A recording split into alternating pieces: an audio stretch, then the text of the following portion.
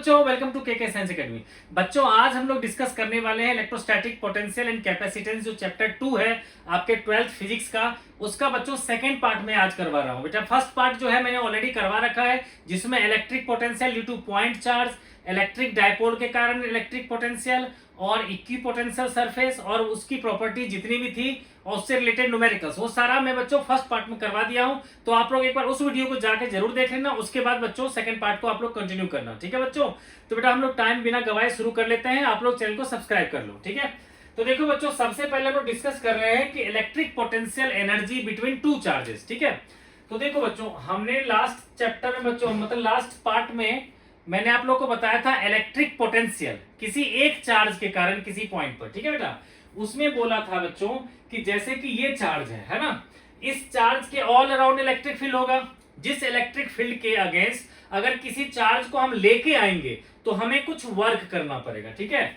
तो बेटा जैसे कि ये आर डिस्टेंस, मान लिया बेटा आर डिस्टेंस पर कोई पॉइंट पी है, यहां पर मैं 1 कूलम चार्ज को लेके आता हूं, तो उसके कारण बेटा पोटेंशियल आया था हमारा 1/4 पाई एप्सिलॉन नॉट Q1/R, ठीक है, ये आया था। लेकिन अब अगर मान लो ये 1 कूलम की जगह पे अगर हमने Q2 चार्ज को लेके आ गए तो कितना वर्क डन करना पड़ेगा? ये वर्क डन करना पड़ेगा दिस वन इंटू Q2, है ना। तो यही होता है बेटा पोटेंशियल। तब ये क्या बन जाएगा हमारा? तब ये बन जाएगा हमारा potential energy between first and second charge, ठीक है बेटा। तो क्लियर हो गया कि अगर दो चार्जेस है बेटा, ये Q2 है और Q1 है ना। इन दोनों की डिस्टेंस अगर आप जो है R डिस्टेंस है, दोनों पार्ट है, तो उसके बीच में बच्चों क्या होगा? पोटेंशियल एनर्जी होगा हमारा ये 1/4 pi epsilon naught Q1 Q2/R, है ना बेटा। पोटेंशियल एनर्जी हो जाएगा 1/4 pi epsilon naught Q1 Q2/R, okay. दूसरी बात क्या है बेटा कि ये जो है स्केलर होता है क्वांटिटी, तो इसको कैलकुलेट करना बहुत ही आसान है, ठीक है। तो अभी तो बेटा दो चार्ज के कारण था, ठीक है। अब हम लोग क्या करते हैं, ढेर सारे चार्जेस लेते हैं और उसके कारण पोटेंशियल एनर्जी निकालने की कोशिश करते हैं, ठीक है। तो देखो बेटा, हम लोग सबसे पहला एग्जांपल लेते हैं कि एक इक्विलैटरल ट्रायंगल ले लिया, ठीक है। इस इक्विलैटरल ट्रायंगल के तीनों एंड्स पे मान लो ये चार्ज है Q1, ये चार्ज है Q2 और ये चार्ज है Q3, ठीक है। और मान लो इक्विलैटरल है तो हर एक एज लेंथ तो जानते हो सेम ही होगा, है ना बेटा। तो बेटा ये होगा सबका लेंथ, है ना। तो अगर बेटा जी आपसे कह रहा है, क्वेश्चन में पूछ देगा आपसे कि calculate potential energy of the system, calculate electric potential energy of the system, ठीक है। या तो ऐसे पूछ दे या फिर आपसे कह दे और calculate work done, calculate work done in bringing, ठीक है, charges at the vertices of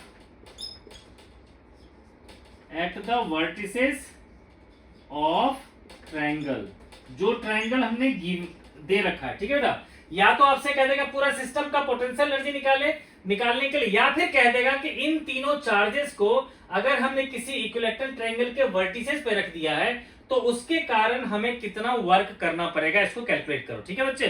तो पहले बेटा मैं शॉर्टकट मेथड से बता रहा हूं, फिर बताऊंगा जो थोड़ा सा लंबा मेथड है लेकिन वो कंसेप्ट बेस्ड है बेटा, ठीक है बेटा। तो फर्स्ट मेथड बेटा कैसे करेंगे? फर्स्ट मेथड देखो बेटा क्या है कि बहुत सिंपल है बेटा। तीन चार्जेस हैं, तीन में से हमें दो दो का पेयर लेना है, ठीक है। तो कितने पेयर हो जाएंगे? 3C2 यानी कि 3 पेयर, है ना बच्चों। तो कहेंगे हम लोग कि U जो टोटल होगा हमारा वो होगा U12, U13 और U23, ठीक है बेटा।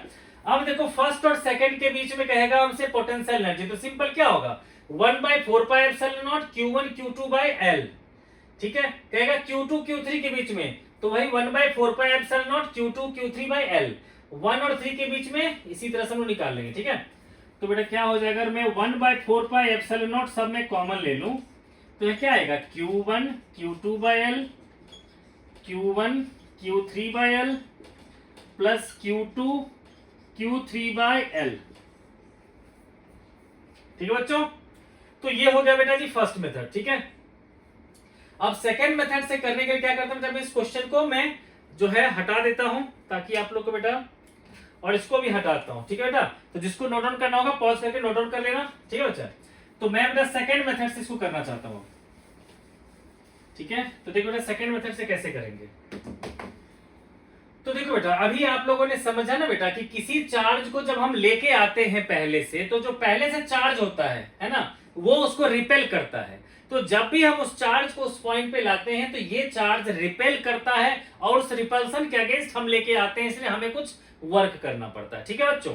तो मान लो बेटा जब पहले चार्ज को हम लेके आए थे स्ट्रेंगल पे, तो वहां तो पहले से कोई चार्ज नहीं था, तो पहले चार्ज को लाने में हमें क्या होगा, कोई वर्क नहीं करना पड़ेगा, ठीक है। लेकिन जब मैं दूसरा चार्ज लेकर के आऊंगा यहां पर, ठीक है, तो तब तक तो फर्स्ट चार्ज आ चुका होगा, तो ये क्या करेगा, रिपेल करेगा इसको, ठीक है। तो मुझे यहां पर लाने में कुछ ना कुछ वर्क करना पड़ेगा, ठीक है। और जब मैं थर्ड चार्ज लेके आऊंगा तब तक ये दोनों ही चार्ज आ चुका होगा, तो ये दोनों ही कहेगा मेरे कारण यहां पर इतना पोटेंशियल इनटू तुम्हारा चार्ज, इतना मुझे एनर्जी दे दो, और ये कहेगा मेरे कारण तुम्हारा पोटेंशियल यहां पर इतना होगा इनटू तुम्हारा चार्ज, इससे इतना वर्क डन होगा। मतलब कहने का मतलब ये हो गया कि अगर मैं Q3 को लेके आता हूं मैं, तो Q1 और Q2 दोनों ही रिपेल कर रहे होंगे मुझे, तो दोनों के अगेंस्ट हमें कुछ वर्क करना पड़ेगा, ठीक है बेटा। तो मैं लिखता हूं सबसे पहले work done in carrying charge Q1 at, मान लो बेटा पॉइंट है A, ये लिया बेटा A, ये लिया B और ये लिया C, ठीक है ना। तो ये क्या होगा हमारा वर्क डन 0। अब आएगा work done in carrying charge Q2 at B। तो बेटा जब मैं B पर इसको लेके आऊंगा तो आप लोगों ने कहा कि सर इसके कारण जो है 1 कूलम को लाने में वर्क डन होता है K Q1/R, तो इसके कारण कितना होगा वर्क डन, तो कहोगे आप लोग Q2 इंटू V1, यानी कि Q2 इंटू 1/4πε0 Q1/L, है ना बच्चों। यानी कि इसको और पूरी तरह सॉल्व करने के क्या लिख सकते हैं, 1/4πε0 Q1 Q2/L, ठीक है बच्चों, ये L है, ओके। अब बेटा चलते हैं कि हम लोग Q3 को लेके आते हैं, तो work done in carrying charge Q3 at C, है ना बेटा। तो C पर लेके आएंगे तो बेटा तो ये कहेगा मेरे कारण यहां पोटेंशियल इनटू तुम्हारा चार्ज, यानी कि तो ये वर्क डन कितना होगा बेटा, this work done will be equals to V1 into Q3, V1 into Q3 plus V2 into Q3, ठीक है बेटा।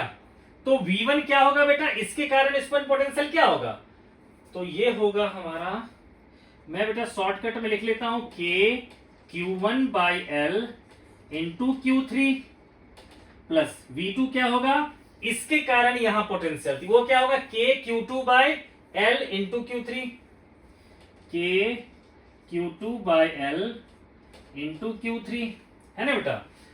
तो बेटा ये आ गया हमारा इसको लाने में, तो टोटल वर्क डन क्या होगा, हम सबको ऐड कर देंगे, है ना बेटा।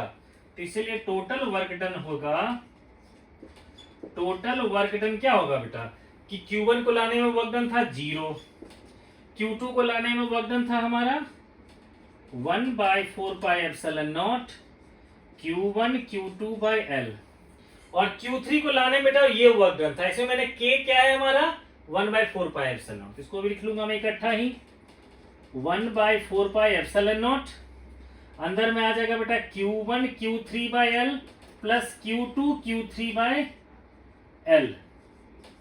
बेटा अगर समझ में नहीं आ रहा हो तो मैं जो बोल रहा हूं उसे सुन लेना, ठीक है, या फिर मैं इसको ऐसा करता हूं, मैं आगे ऊपर लिख देता हूं, मैं ये लास्ट वाली लाइन को मैं ऊपर लिख देता हूं, ठीक है। तो देखो बेटा यहां पर लिख देता हूं मैं,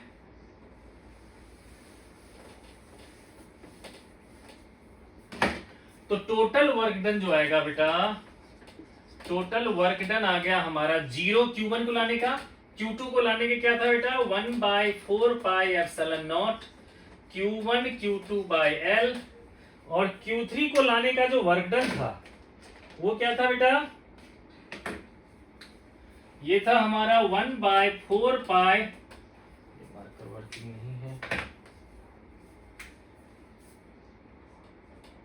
1/4πε0 है ना बेटा, इंटू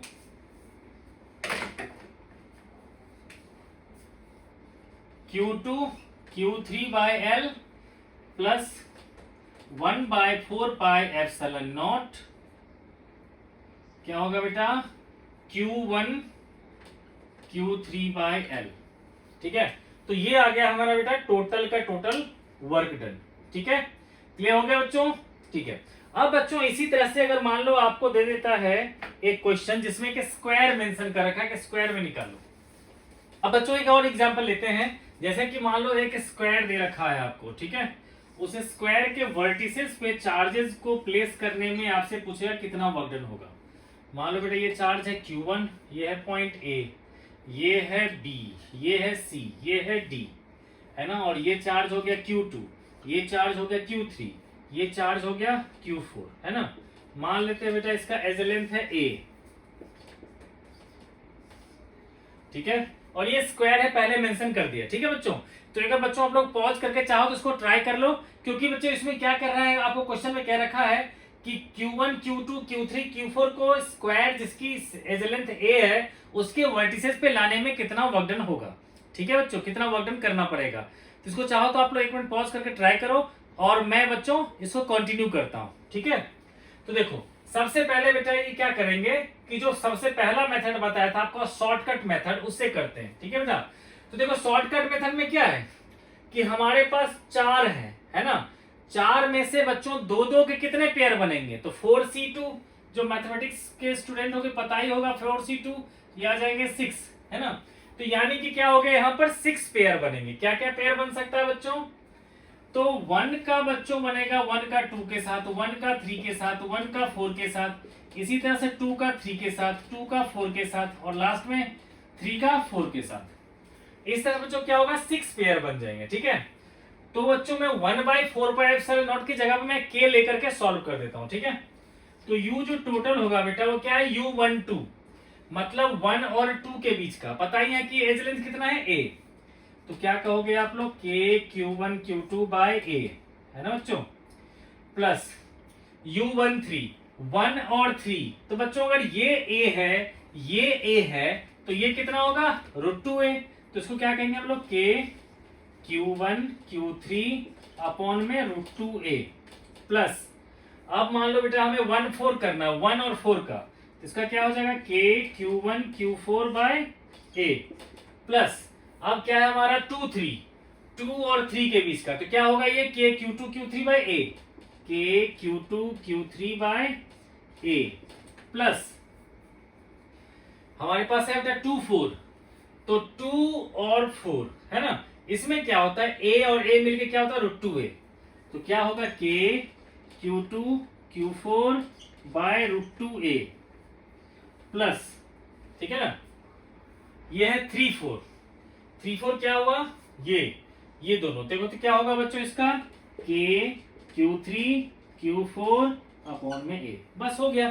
ठीक है बच्चों, तो शॉर्टकट मेथड से आप लोग ऐसे निकाल सकते हो, सीधा वर्क डन जो टोटल होगा हमारा वो इस तरह से निकल जाएगा। ठीक है बच्चों, लेकिन बच्चों क्या है कि मैं चाहता हूं कि बच्चों ने कि वो लोग जो थोड़ा सा लंबा मेथड है लेकिन उसमें बेटा कंसेप्ट होता है। ठीक है, तो मैं चाहता हूं आप लोग उस मेथड से जरूर ट्राई करना, तो उस मेथड को बेटा बताता हूं मैं आपको। ठीक है, तो उसमें क्या करते हैं बच्चों हम लोग कि work done in carrying charges करके निकालते हैं। ठीक है बेटा, तो आपको पता है बेटा कि सबसे पहले अगर मैं Q1 को लेके आऊंगा तो उसमें वर्क डन क्या होगा, 0, क्योंकि उससे पहले क्या था, कोई चार्ज नहीं होगा। लेकिन जब मैं Q2 को लेके आऊंगा तब तक तो Q1 आ चुका होगा, तो वो वर्क डन होगा Q1 के कारण यहां पोटेंशियल इंटू Q2। फिर Q3 को लाने में जो वर्क डन होगा वो होगा हमारा Q1 के कारण यहां का पोटेंशियल इंटू Q3, और Q2 के कारण भी यहां पोटेंशियल इंटू Q3। सिमिलरली जब मैं Q4 को लेके आऊंगा तब तीनों चार्ज आ चुका होगा, तो तीनों के कारण यहां पे पोटेंशियल, ठीक है, दैट इंटू Q4। ठीक है, तो सबसे पहले क्या करते हैं, work done in carrying charge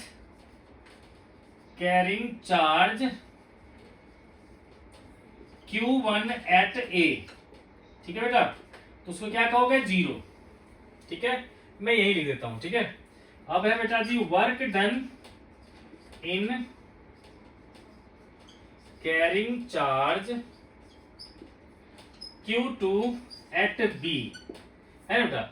Q2 charge को B पर लाने में, तो क्या होगा बच्चों, इस Q1 के कारण यहाँ पे पोटेंशियल इंटू Q2, ये क्या होगा बेटा V1 इंटू Q2, यानी कि K Q1 by A into Q2, है ना। आप चाहो तो इसको लिख सकते हो K Q1 Q2 by A, है ना बेटा। अब इसी तरह से बेटा Q2 तो आ चुका है, अब Q3 को लेके आ रहा हूं। तो work done in carrying charge Q3 at C, है ना।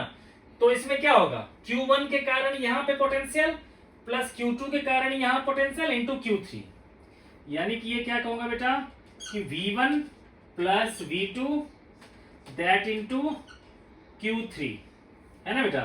तो ये क्या हो जाएगा K Q1 by root 2L plus K Q2 by L into Q3, है ना बच्चों।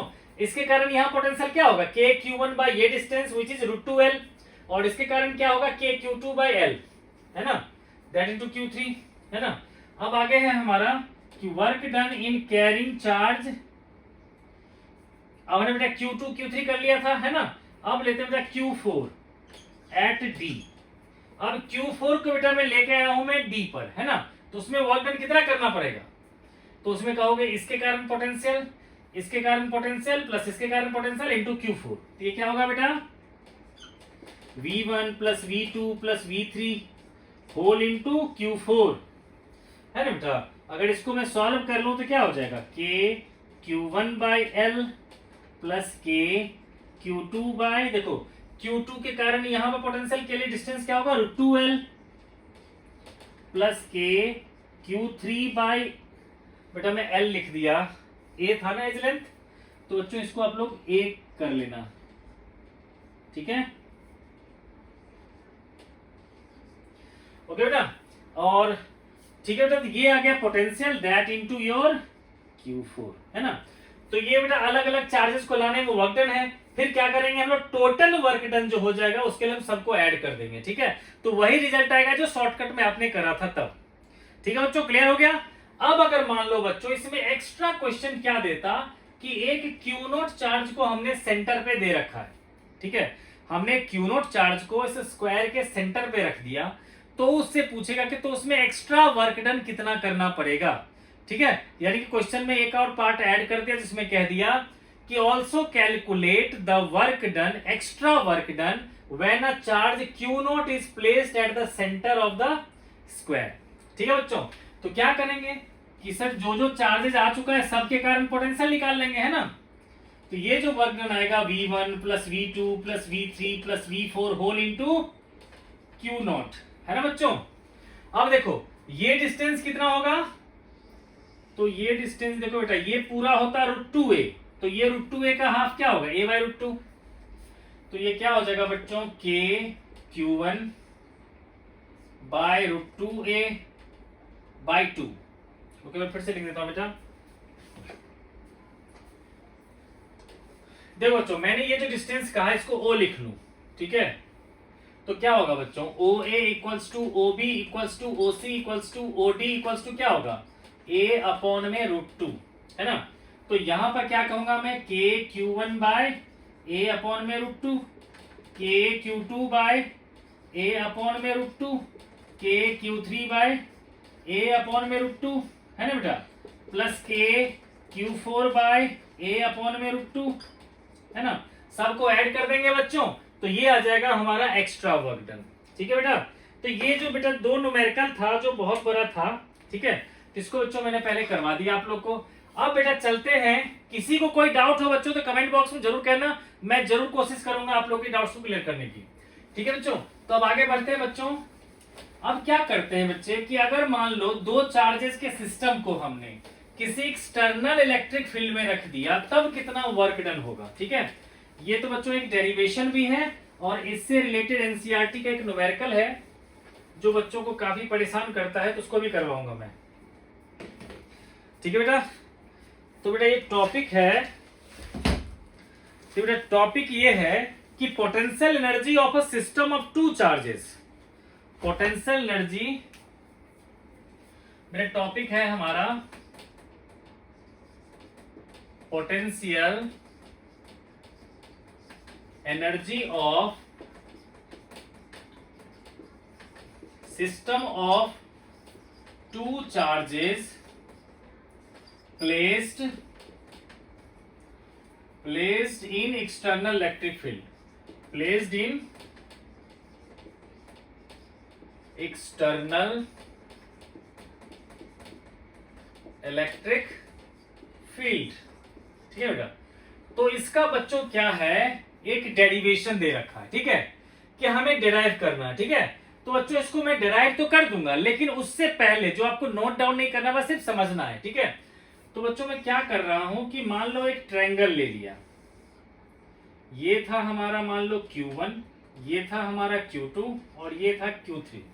तो आपसे बच्चों पूछता पूरे सिस्टम का पोटेंशियल एनर्जी, तो आप कैसे लिखते, आप यही लिखते कि पोटेंशियल एनर्जी होगा हमारा K Q1 Q2 by L, K Q1 Q3 by L plus K Q2 Q3 by L।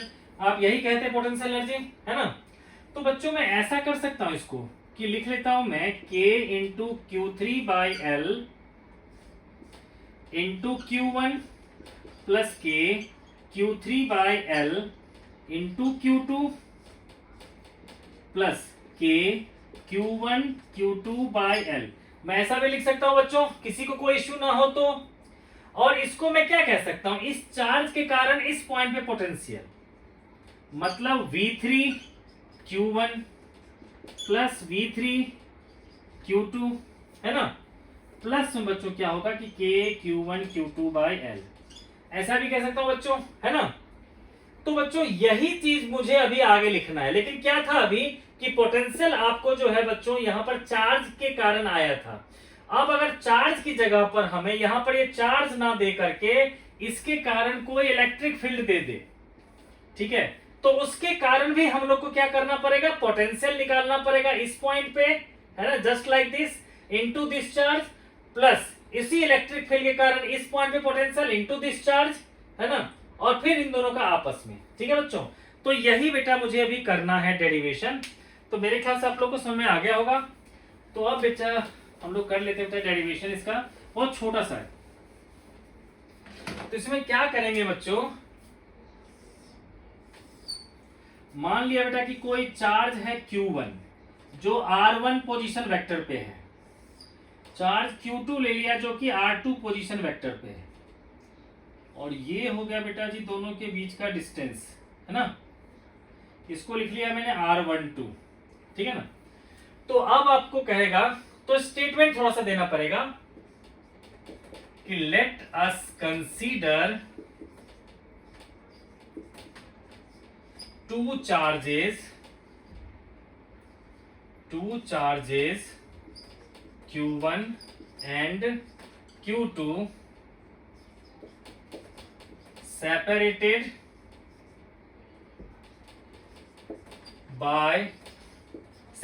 by distance small r12 are placed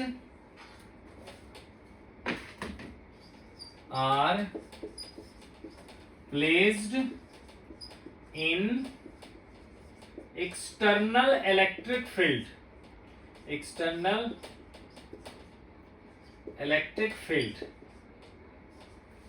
ठीक है। तो ऐसे बेटा जी जो U टोटल होगा हमारा, U टोटल होगा, उसको कहोगे आप कि इस पॉइंट पे पोटेंशियल V1 कहां पर, eight distance R1 into Q1। देखो बेटा यहां मल्टीप्लाई में R1 नहीं है, ये बताता है potential at distance R1 into Q1 plus V2 at distance R2 into Q2 plus 1/4 pi epsilon naught Q1 Q2 by R12।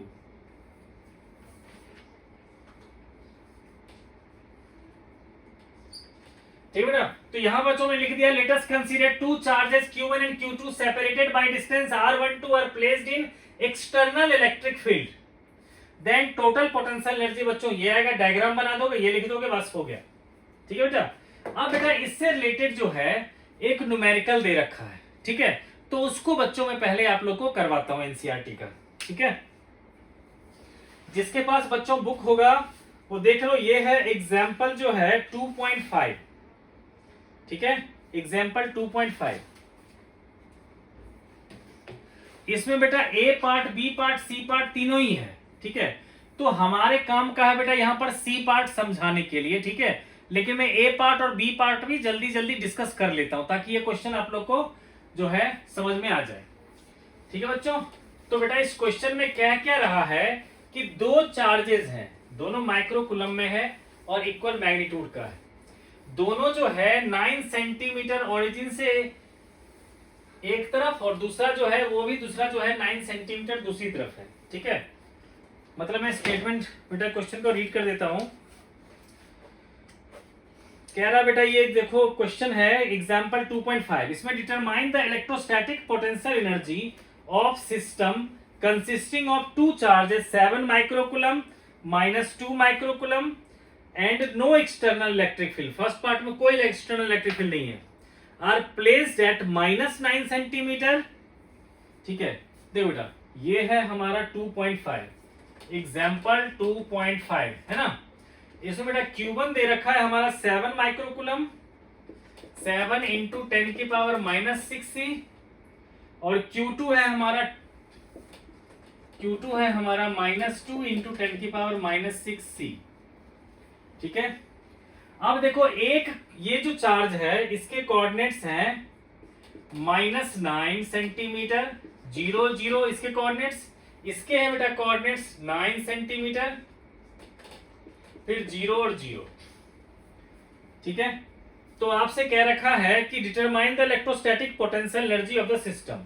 तो सिंपल है बच्चों, आप लोग को तो पता है ही बेटा, है ना, कि जब दो चार्जेस देता है ना बेटा, आप लोग को पता है फॉर्मूला कि दो चार्जेस Q1 और Q2 दोनों के बीच का डिस्टेंस R होता है, तो पोटेंशियल एनर्जी का फॉर्मूला क्या लगाते हैं, 1/4πε0 Q1 Q2/R। तो यहां पे बच्चों 1/4π की वैल्यू जानते होता है 9 इंटू 10 की पावर 9। Q1 दे रखा है हमारा 7 इंटू 10 की पावर -6। Q2 दे रखा है -2, तो बेटा लिख लेंगे -2 इंटू 10 की पावर -6, है ना। और देखो बेटा दोनों के बीच का डिस्टेंस, तो मान लो बेटा एक जो चार्ज है वो 9 सेंटीमीटर लेफ्ट में है, दूसरा 9 सेंटीमीटर राइट में है, तो दोनों के बीच की डिस्टेंस क्या होगा, 18 सेंटीमीटर। तो हम लोग लिखेंगे बेटा जी यहाँ पर 18 इंटू 10 की पावर -2, है ना। तो इतना जूल, इसको सॉल्व कर लोगे इतना जूल आ जाएगा आपका वर्क डन या पोटेंशियल एनर्जी। ठीक है बेटा। अब बेटा ये तो था फर्स्ट पार्ट। सेकेंड पार्ट में क्या कह रहा है बच्चों कि इस दोनों चार्जेस को इनफाइनाइटली अवे करने में हमें कितना वर्क डन करना पड़ेगा। ठीक है बेटा, कि ये दोनों चार्ज अभी जहां भी हैं, है ना, इन दोनों को यहां से हटा करके जैसे दूसरों के बीच का सेपरेशन जो है इन्फिनिटी करना है, तब बताओ कितना वर्क डन करना पड़ेगा। तो इसका मतलब क्या होगा बेटा, हम सेकंड बात करते हैं या यू फाइनल की बात करते हैं। तो देखो बेटा जब दोनों के बीच की डिस्टेंस इन्फिनिटी हो जाएगी तो वर्क डन कितना हो जाएगा, मतलब पोटेंशियल एनर्जी क्या होगा, 0। क्यों, तब हो जाएगा बेटा कहोगे कि Q1 Q2 बाय इन्फिनिटी, और एनीथिंग बाय इन्फिनिटी क्या होता है, 0, है ना। तो देखो बेटा इनिशियल हमारे पास पोटेंशियल एनर्जी था ये, फाइनल पोटेंशियल एनर्जी हो गई ये, तो वर्क डन क्या कहोगे, U final minus U initial, है ना। फाइनल तो ये था और इनिशियल बेटा क्या होगा, इसको अगर सॉल्व कर लोगे तो कितना आ जाएगा, 9 2 जा, इस 2 से ये 2 भी कैंसिल हो जाएगा, है ना, माइनस साइन यहां लगा देता हूं, है ना। तो अब क्या बचेगा बेटा, 10 की पावर -2, देखो 9 है यहाँ पर, है ना, तो आ जाएगा मेरे ख्याल से इसकी वैल्यू जो आ जाएगी वो आ जाएगा 7 इंटू, तो और कुछ तो बचा नहीं है, 10 की पावर 9 -6, 3 बचा, 3 - 6 -3, ऊपर चला गया -2 से +2, तो क्या होगा इंटू जो है 0.1, तो कितना होगा बच्चों 10 की पावर -1 यानी कि लगभग 0.7 जूल के करीब आ गया बेटा जी, वो भी नेगेटिव में, ये माइनस साइन था, है ना। तो बेटा यहाँ क्या होगा -0.7, तो क्या आ जाएगा बच्चों प्लस में 0.7 जूल का आ जाएगा हमारा ये जूल लिखा है बच्चों, ये है वर्क यूनिट, ठीक है। तो बेटा क्या था, इनिशियल जो पोटेंशियल एनर्जी था माइनस में था हमारा, है ना, ये माइनस में 0.7 जूल, और फाइनली जब इनफाइनाइटली अवे किया तो हो गया फाइनल पोटेंशियल एनर्जी 0। तो वर्क डन क्या होगा, फाइनल माइनस इनिशियल, तो इससे आ गया हमारा प्लस में इतना, ठीक है बेटा। अब देखो ये दोनों पार्ट तो कुछ खास था नहीं, जो मेनली मैं बच्चों इस क्वेश्चन को डिस्कस करने का मेरा रीजन था थर्ड पार्ट, ठीक है। थर्ड पार्ट बच्चों को बहुत परेशान करता है, तो मैं थर्ड पार्ट जो है अब इसका डिस्कस करने वाला हूं।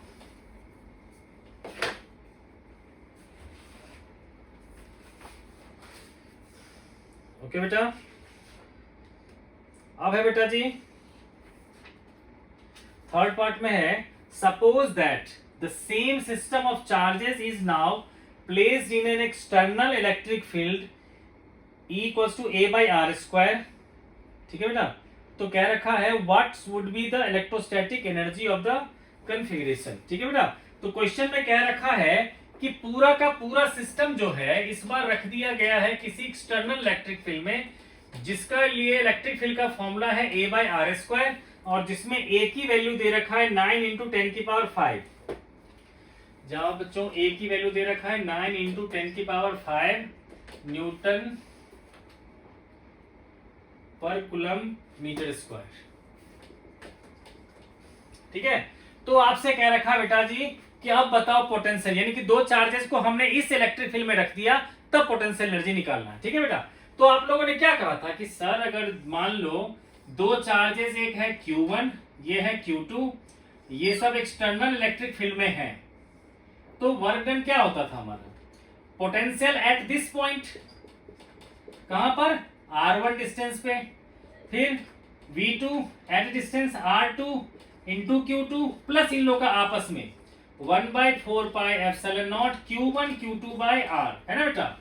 तो अब हम इसी को हम लोग बच्चों डिस्कस करने वाले, लेकिन हमें पोटेंशियल तो पता नहीं, लेकिन इलेक्ट्रिक फील्ड पता है, ठीक है बेटा। तो देखो बच्चों आप लोगों ने पढ़ा होगा कि इलेक्ट्रिक फील्ड होता है हमारा माइनस dV बाय dr, ठीक है। तो इसको भी हम लोग सॉल्व कर लेते हैं। तो dV इक्वल्स टू होगा हमारा A into D R by R square और विथ माइनस साइन, ठीक है। अब देखो बेटा पोटेंशियल में आप लोग को पता ही है कि पोटेंशियल का मतलब क्या होता है, work done in bringing charge from infinity to that point, है ना बच्चे। तो क्या करना है, हमें R1 पोजीशन पे लेके जाएंगे, जो R1 क्या है हमारा -9 सेंटीमीटर हमने निकाला था, ठीक है। तो इसको इंटीग्रेट करेंगे हम लोग इंफिनिटी से लेकर के R1 तक, है ना बेटा। तो इसको कहेंगे V1।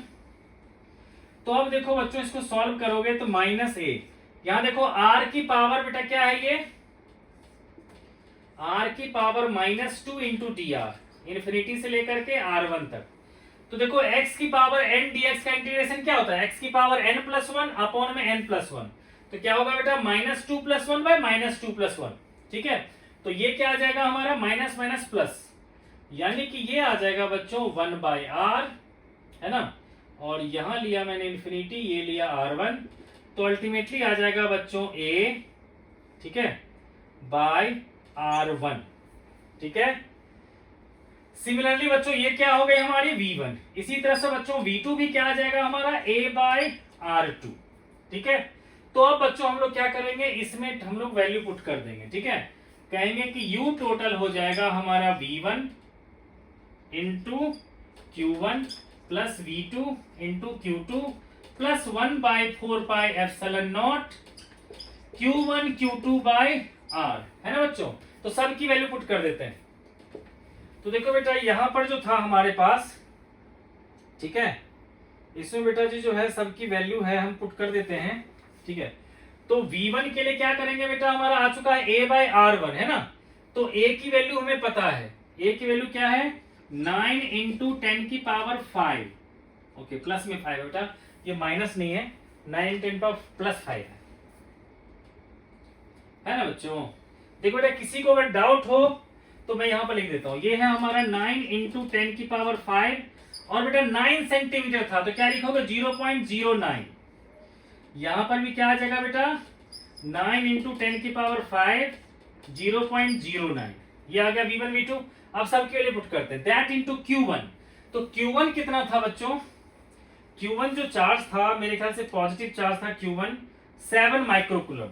तो यहां क्या लिखेंगे बेटा, this one by 0.09 into 7 into 10 की पावर -6, है ना। अब बेटा V2 की जगह पे क्या लिखूंगा मैं, तो बेटा यहां पर लिखाएगा यही चीज, सेम चीज, ठीक है। तो ये क्या आएगा बेटा 9 इंटू 10 की पावर 5 अपॉन में 0.09। लेकिन बच्चों यहां चार्ज क्या है हमारा, नेगेटिव चार्ज, विच इज, वो चार्ज क्या है बेटा जी, -2 कूलम, -2 माइक्रोकूलम। तो -2 इंटू 10 की पावर -6, ठीक है बेटा। अब देखो बेटा एक लास्ट रह गया, तो उसको मैं यहां पर लिख देता हूं, 1/4 को जानते हैं 9 into 10 power 9 into Q1 Q1 था हमारा 7 इंटू 10 पावर -6, Q2 था हमारा -2 इंटू 10 पावर -6, अपॉन में डिस्टेंस कितना हो गया था 18 इंटू 10 की पावर -2, है ना बच्चों। तो इसको सॉल्व कर लोगे बच्चों तो ये आ जाएगा, ठीक है। तो देखो बेटा मल्टी चार्जेस के कारण जो है पोटेंशियल एनर्जी तो हो गया। अब हमारा है टॉपिक बच्चों potential energy of dipole in an external field, ठीक है बेटा। अब टॉपिक है हमारा, मेरे ख्याल से बच्चों आप लोगों को क्लियर हो गया होगा, नहीं हुआ होगा तो बताना कमेंट बॉक्स में, ठीक है। नेक्स्ट वीडियो में भी थोड़ा सा मैं इसको समझा दूंगा, ठीक है। तो देखो बच्चों अब हमारा है बेटा नेक्स्ट टॉपिक है कि potential energy of electric dipole placed in external electric field.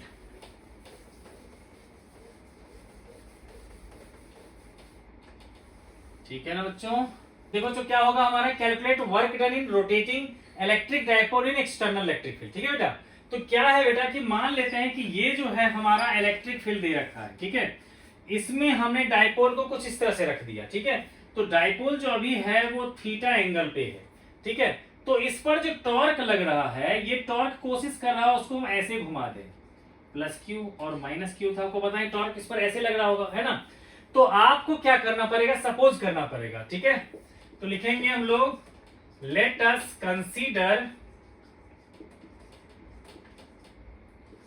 N electric dipole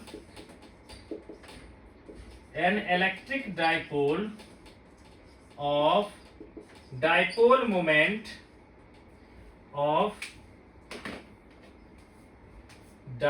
moment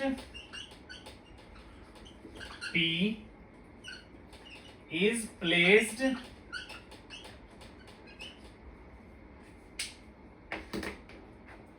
in external electric field, placed in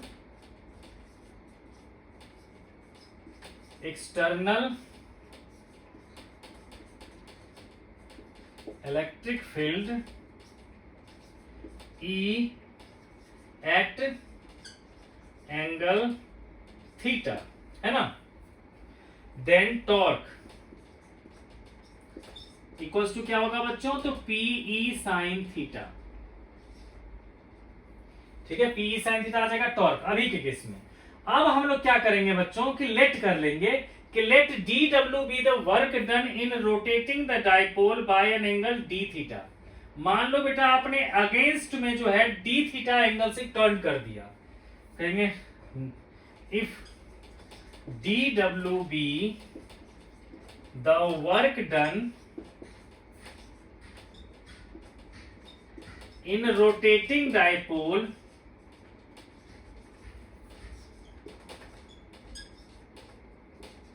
by angle d theta, then क्या करेंगे बच्चों, लिखेंगे dW equals to torque into D theta, है ना। यानी कि dW आ जाएगा बच्चों PE sin theta d theta. अगर मान लो बच्चों इसको मैं वर्क डन लेता हूं मैं 0 से W, कब, जब इसको इंटीग्रेट किया था, मान लो इसको रोटेट किया θ1 से θ2 तक, है ना। तो अब कैसे होगा बेटा, तो मैं बेटा यहां पर रब करने वाला हूं, आप लोग जिसको नोट डाउन करना हो कर लेना। यहां लिखा था let us consider an electric dipole of dipole moment P is placed in external electric field E at an angle theta, then torque equals to होगा PE sin थीटा। फिर है if dW be the work done in rotating the dipole by an angle d theta, then D W हो गया torque D theta, और torque की value बेटा put कर दिया। अब इसको मुझे सॉल्व करना है, ठीक है। बस 2 लाइन रह गया बेटा इसका डेफिनेशन, और डेरिवेशन देख लो।